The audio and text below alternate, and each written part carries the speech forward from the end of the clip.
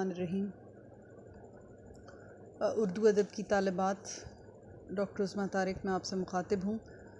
آج ہم اپنا اردو ادب کے حوالے سے جو تیسرا سبق ہے اس کا اختتام کرنے جا رہے ہیں، ایک وصیت کی تعمیل، جو کہ مولوی وحید الدین سلیم کا خاکہ ہے، مرزا فرت اللہ بیگ کا تحریر کردہ۔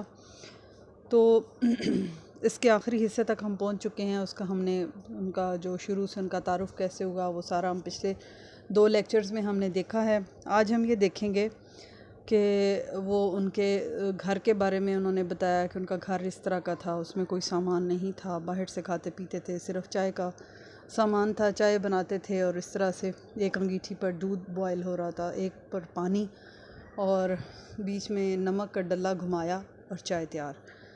تو اس طرح ان کی چائے بنتی تھی۔ تو ایک ان کے گھر میں چارپائی تھی، اس کے علاوہ اور کوئی سامان نہیں تھا، نہ کوئی ملازمہ نہ کچھ۔ تو یہ ان کے گھر کا سارا نقشہ تھا۔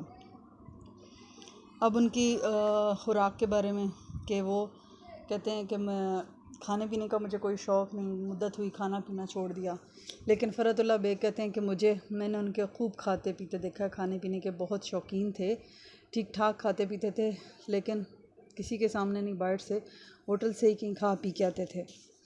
پھر اب کہتے ہیں کہ مولوی صاحب کو مٹھاس کا بڑا شوق تھا، خدا شکر خورے کو شکر دیتا۔ یہ ایک محاورہ ہے کہ جس کو میٹھا پسند ہوتا ہے، شکر پسند ہوتی ہے، تو خدا اسے میٹھا ضرور دیتا ہے۔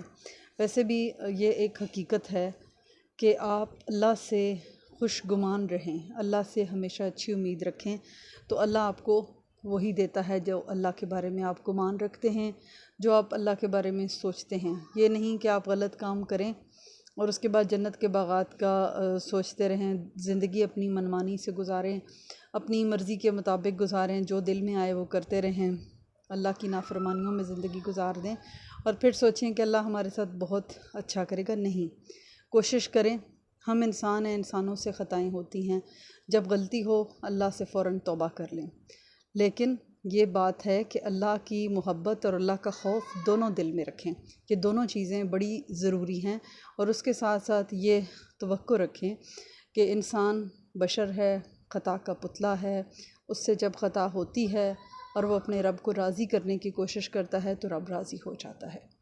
بس یہ اس حوالے سے میں آپ سے خوش گمانی کے حوالے سے یہ بات کروں گی۔ تو آگے ہم چلتے ہیں۔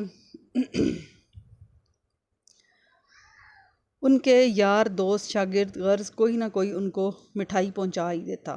یہ کچھ کھاتے کچھ رکھ چھوڑتے۔ مٹھائی کی ٹوکریوں میں جو کاغذ آتے ان کو پونچھ پانچھ صاف کر جمع کرتے جاتے، انہی کاغذوں پر خط لکھتے، غزلیں لکھتے، غرض جو کچھ لکھنا پڑھنا ہوتا بس انہی کاغذوں پر ہوتا۔ خدا معلوم ایسے جھرجھرے کاغذ پر لکھتے کیوں کرتے، یعنی وہ چکنا اور مٹھائی والا اور اس طرح کا کاغذ، اس پر وہ کیسے لکھا کرتے تھے، لیکن وہ پھر بھی کاغذوں پر بھی پیسے نہیں خرچ کرتے تھے کہ مٹھائی کے لیے ان کے گھر اکثر مٹھائی کے ٹوکرے آنے اور اس میں سے وہ کاغذ نکالتے، اس کو صاف کر کے پونچھ پانچ کے اچھی طرح سے ان کو کپڑے سے صاف کر کے اپنے پاس محفوظ کر لیتے، اور انہی کے اوپر وہ تمام لکھنے پڑھنے کا کام کرتے، خط بھی لکھتے، غزلیں بھی لکھتے، جو بھی لکھنے پڑھنے کا کام ہوتا وہ انہی کاغذوں پر کرتے۔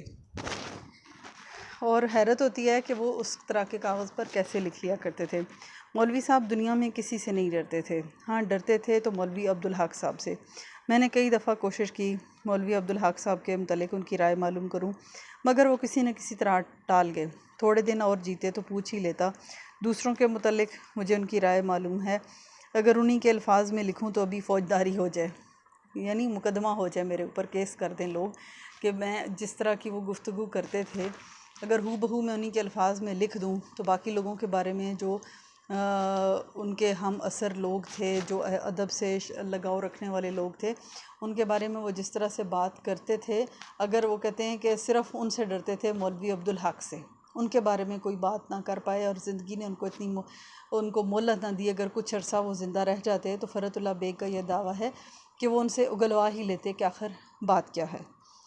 تو دوسروں کے متعلق مجھے ان کی رائے معلوم ہے، اور ساتھ یہ بھی کہہ رہے ہیں کہ رائے ایسی ہے کہ اگر وہ انہی کے الفاظ میں لکھ دی جائے تو میرے اوپر وہ لوگ مقدمہ کر دیں، فوجداری مقدمہ کر دیں۔ آپ خود اندازہ لگا سکتے ہیں وہ کس قسم کی گفتگو کرتے تھے۔ ہم پیچھے پڑھ چکے ہیں کہ وہ ہر معاشرے کی جو تلخیاں تھیں اس کا اثر بہت زیادہ تھا ان کے اوپر. جو کچھ ان کے ساتھ ہوا تھا، دنیا کے جو دکھ انہوں نے دیکھے تھے، اس کا اثر بہت کچھ تھا ان کے اندر. اور جب کسی نااہل شخص کو کسی عہدے پر دیکھتے تھے تو وہ بہت اس پہ پریشان ہوتے تھے. مولوی صاحب کو اصطلاحات وضع کرنے کا خاص ملکہ تھا. ایسے ایسے الفاظ دماغ سے اتارتے کہ باعث اور شاہد. جہاں ثبوت طلب کیا انہوں نے شعر پڑھا اور کسی نہ کسی بڑے شاعر سے منسوب کر دیا. اصطلاحات یعنی اردو میں نئے نئے الفاظ جو ہیں وہ وضع کرتے تھے اور ان کو بہت شوق تھا. خاص ان کو اس میں کمال حاصل تھا. ملکہ تھا، خاص کمال حاصل تھا. ایسے ایسے الفاظ ان کے دماغ سے اتارتے کہ باعث و شاید، یعنی ہو ہی نہیں، حیرت ہوتی تھی کہ وہ ایسے ذخیرہ الفاظ ان کے دماغ میں آتے کہاں سے تھے. جہاں ثبوت طلب کیا انہوں نے شعر پڑھا اور کسی نہ کسی بڑے شاعر سے منسوب کر دیا. اب خدا بہتر جانتا ہے خود ان کا شعر ہوتا تھا یا واقعی اس شاعر کا. بھلا ایک ایک لفظ کے لیے کون دیوان ڈھونڈنے بیٹھے.